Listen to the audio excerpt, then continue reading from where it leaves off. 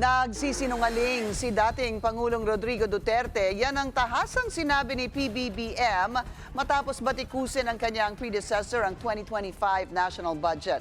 Ang depensa ng kampo ni Duterte sa agenda report ni Pierre Pastor.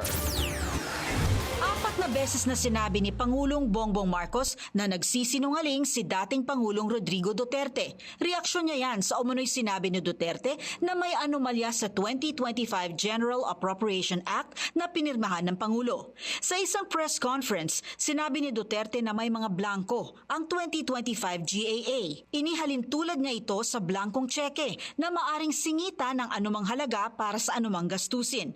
Mariing pinabulaanan ito ng Pangulo. He's lying. He's a president. He knows that you cannot pass a GAA without with a blank. He's lying. He's lying because he knows perfectly well that that doesn't ever happen. Sa kasaysayan ng buong Pilipinas, hindi pinapayagan na magkaroon ng item ang GAA nang hindi nakalagay kung ano yung project at saka ano yung gastos, ano yung pondo. So, it's a lie.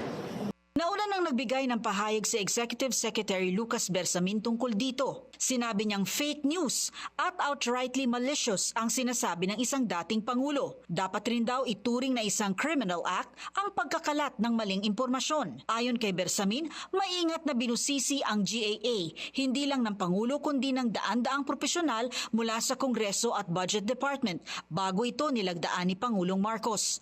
May sagot naman ang dating Chief Presidential Legal Counsel, Salvador Panelo. Anya, ang mga sinabi ng dating Pangulo ay base lang sa sinabi ni Congressman Ungab na may mga bahagi o items sa BICAM report na hindi raw napirmahan at ito mano ay ilang unprogrammed appropriations. May mananagot din daw kung totoo man ito. Mali rin umano ang konteksto ng tanong sa dating Pangulo. Mali rin ang umabot kay Pangulong Marcos. Kaya mali din anya ang konteksto ng kanyang sagot.